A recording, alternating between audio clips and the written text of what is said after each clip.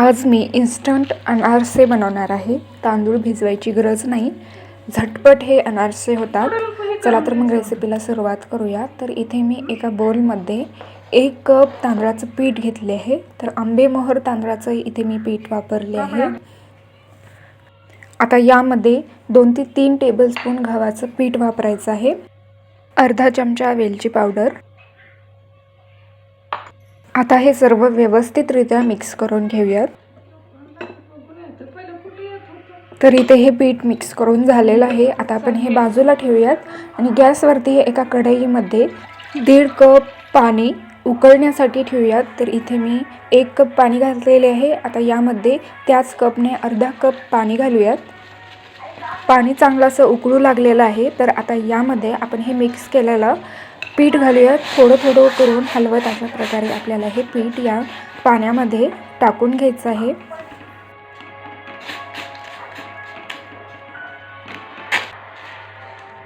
गॅसला low फ्लेमवरती ठेवायचं आहे आणि हे पीठ व्यवस्थितरित्या मिक्स करून घेऊयात।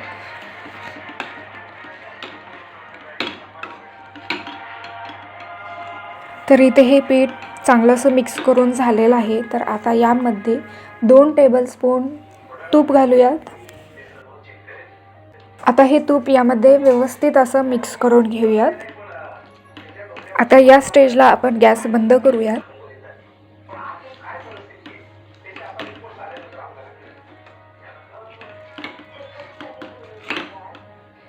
तूप मिक्स करून झालं की यामध्ये अर्धा कप साखर घालूयात। मिश्रण हे गरम असल्यामुळे हे साखर पटकन विरघळतं।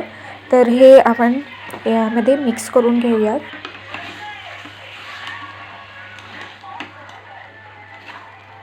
तर इथे हे साखर या मिश्रणामध्ये मिक्स करून झालेलं आहे।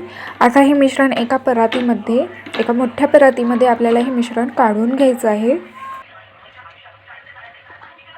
मिश्रण गरम आहे तोवर आपण हे चांगलं असं मळून घेऊया। मिश्रण जर जास्त असं घट्ट वाटत असेल तर थोडं थोडं पाणी लावून हे पीठ मळून घ्यायचं आहे।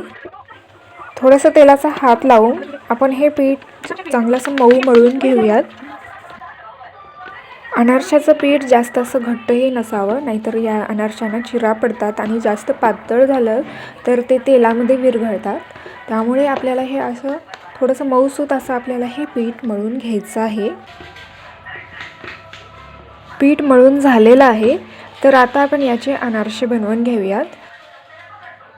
थोडंसं पीठ घेऊयात आणि याला असं गोल बॉल बनवून घेऊयात आणि हाताने प्रेस करून याची कढाई एकसारखी करून घ्यायची आहे। आता हे अनारसा खसखसमध्ये घोळून घेऊयात। अनारशाला सगळ्या बाजूने खसखसी चांगली लागली गेली पाहिजे।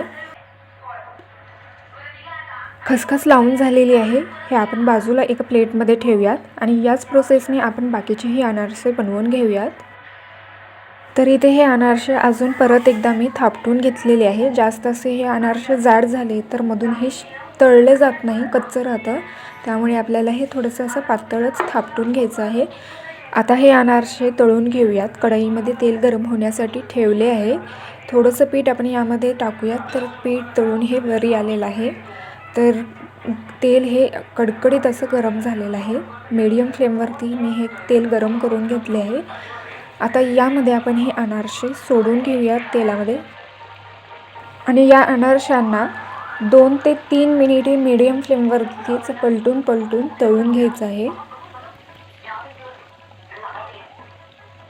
कढईमध्ये मावेल तेवढे अनारसे या तेलामध्ये सोडून घ्यायचं आहे। तर इथे थोडीशी जागा वाटली म्हणून परत एकदा मी एक अनारसे यामध्ये टाकलेले आहे। तर दोन्ही बाजूने पलटून अशा प्रकारे हे सोनेरी रंग होईपर्यंत छान असं तळून घ्यायचं आहे। तर इथे हे अनारसे तळून झालेले आहे। एका प्लेटमध्ये काढून घेऊयात। तळून झाल्यावर हे अनारसे काही वेळाने थंड झाले की मऊ पडतात। तर इथे हे इन्स्टंट अनारसे तयार आहेत।